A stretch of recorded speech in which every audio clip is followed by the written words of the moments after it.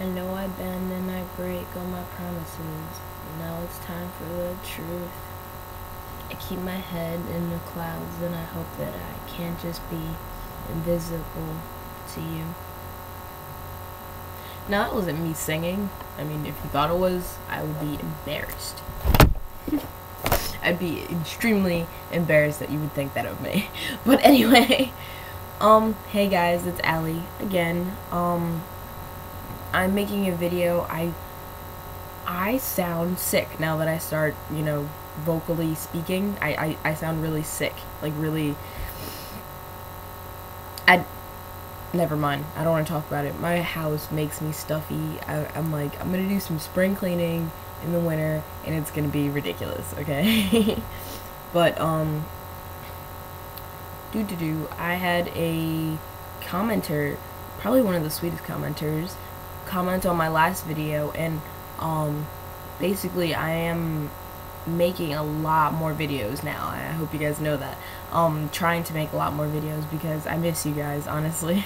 I miss you guys. You guys really just kind of made my day. I kind of had something to look forward to, like the comments, and you guys are so nice and you say some of the coolest things and you guys are some of the coolest people. So it's like, I'm glad that I kind of have like internet friends like through YouTube, because why not have those people? Because when in doubt, you guys can always, no matter what, bother me through one of those, social networks, and you could bother me and just talk about your problems.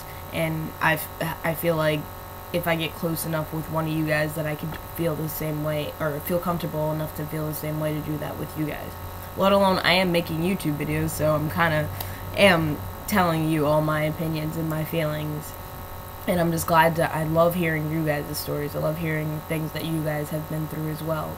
And, it's not just like a one-way street. But I think it's awesome that you guys are as cool as you are and as like chill as you are. And I always try to stress that in a lot of my YouTube videos, to just be positive and be respect people and to treat others how you want to be treated and shit like that. Because like, even though I'm into the punk scene, I don't deal with disrespect pretty much. So disrespect it's not cool. So besides all of that, I had a commenter tell me that she loved my bridge piercing. Somebody likes my piercing. Alright, this you're probably really gonna hate me, but I'm gonna go back to my first piercing, and I'm going to say, I'm gonna count my piercings. 1, 2, 3, 4, 5. Lost count. Okay. Alright, I'm gonna pretty much show you all of them. Pretty much, the first piercing I got was my lip piercing. It was on the right side, and it was in this position exactly. It was a kind of a present from my mom, because I was doing good in school and she was like, you keep bothering me about this piercing, why not just get the piercing? And I was like, okay. So I finally got the piercing and I was like really excited, and I finally got it and I was like, oh my god, I got a piercing, and my lips swelled up and it was just like like, I thought it was so cool. I was like, look guys, look at my really cool piercing. And everybody was just like, your lips so swolled up, just like leave it alone, let it heal, and then try to like make yourself look cool. But it was just one of my favorite things, because I don't know what it was about my first piercing, but it gave me this just huge amount of confidence, and I was just so happy after that first piercing. I was like, I'm getting more. So the next piercing I got, I was like, during that time, it was the style that I was into, which was really emo-ish, really like down, kind of punkish, grungy type of style that I was into. Mostly gothish, like a gothish, like emo kid style that I had. And it was like kind of a trend in a way that people would kind of like look at my style and be like, ooh, I wanted that piercing too. Like a bunch of girls were like, your piercing is so cool. It's like 3 days later they got the same piercing. I was like, I only got my lip pierced. Like, why are you like already copying? Like, what?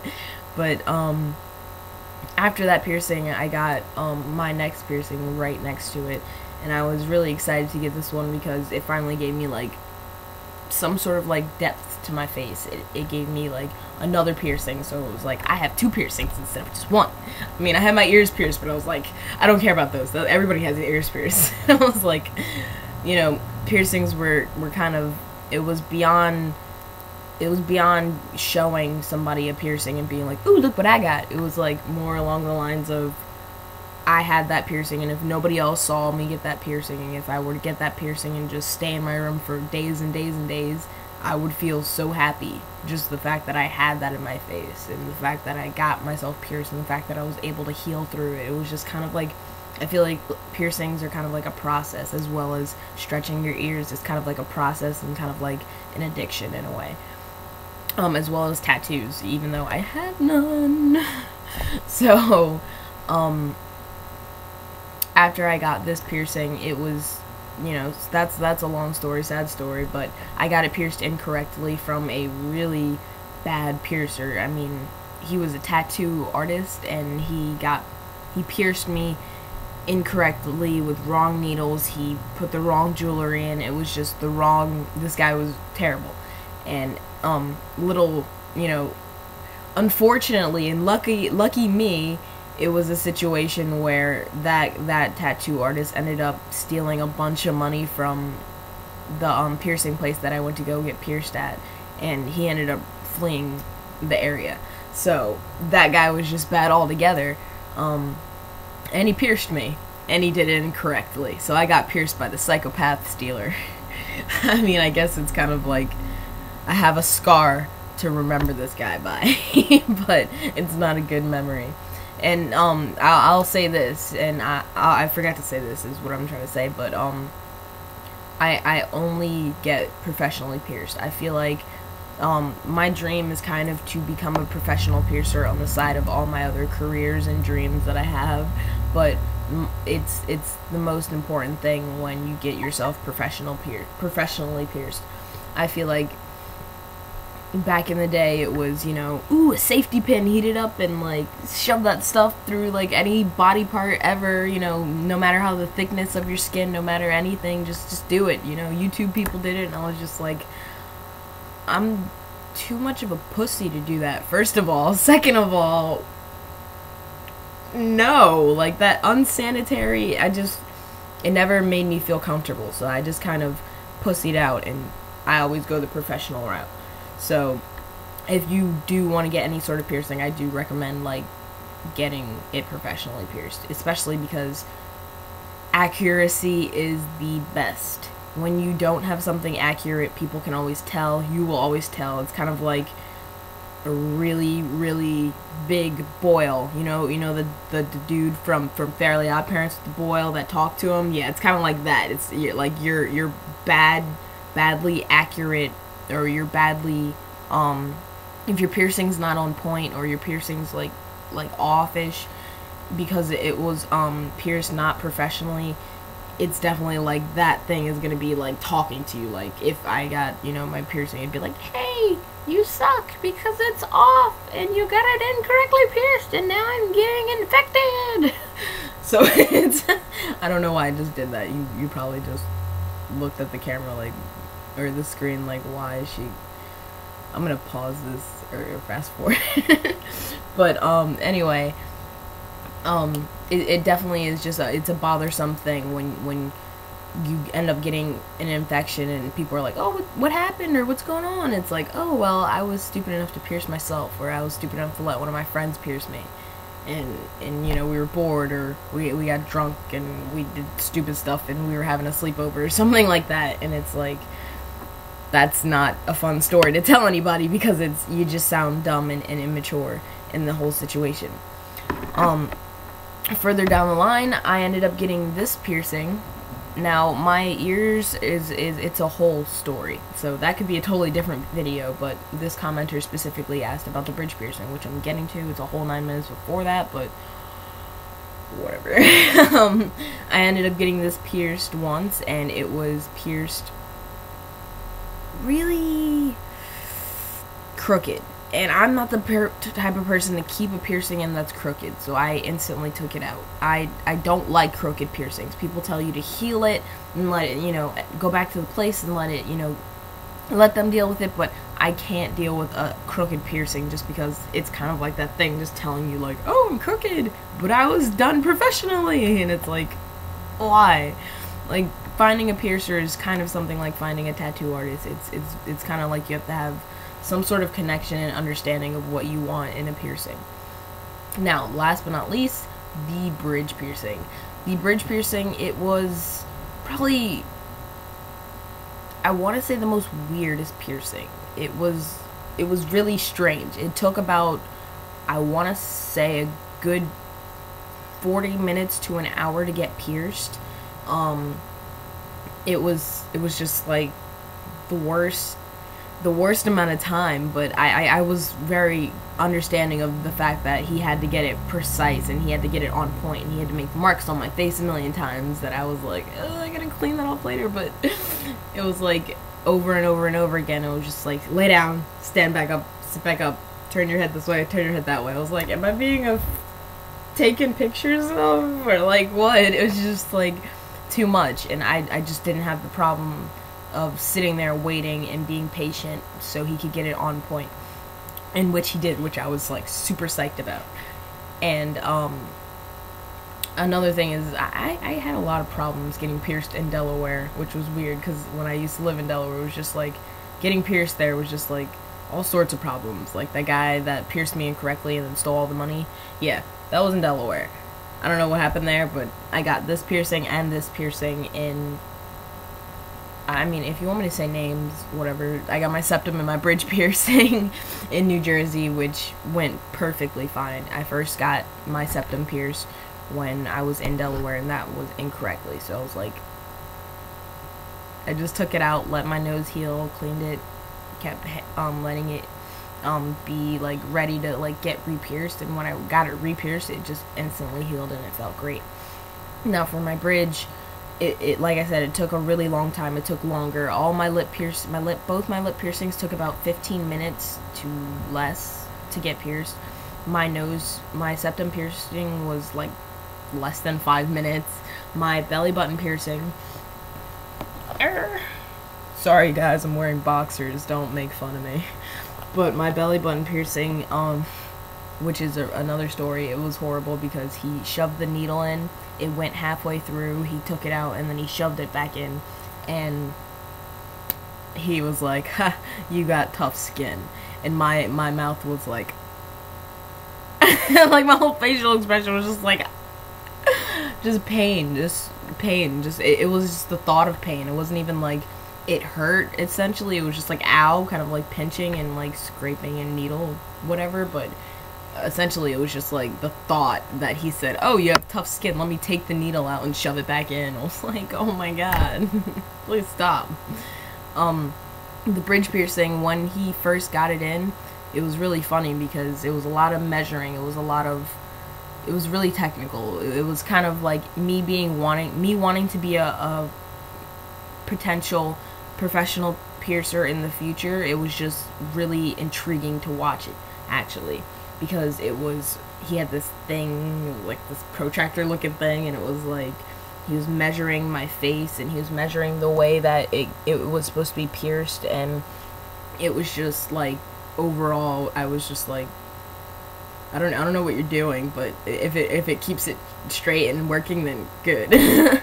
So after that, he laid me down and he took the needle and he clamped up, you know, the skin in between my eyes, and then he did a lot of moving and stuff, like I said, and right when he was ready to finally pierce me after all of that drama and stuff, he put the needle through, and then he put the jewelry through, just like a piercing is supposed to be pierced, and everything was fine. I got up and he's like, oh crap, the bar's too short, you have no space for healing. And I'm like, what? Why does everything always happen to me when it comes to piercings? Like, as many piercings you'll get, you'll always deal with as many problems. Like, you'll deal with anybody who has a million piercings or anybody who has one piercing. It's like, or anybody who has a million piercings, or anybody who has a few piercings more than 2 or 3, it's you definitely will deal with, you know, piercing problems. So, and he basically laid me back down, took the bar out, put another bar in that was longer, and then everything was back to normal. And I was like, oh my god, that was like painful. It wasn't extremely painful. I have to say the only painfulest, if that's a word, the most painful piercing was probably my tongue piercing or my belly button, because the belly button, like I said, he did it all weird. My tongue piercing is my favorite piercing because it's my favorite hide. It's my favorite thing to kind of just like mess around with when I'm like just kind of sitting there and I'm just like sitting in class or sitting in like work and I'm just trying not to like do anything and I'm like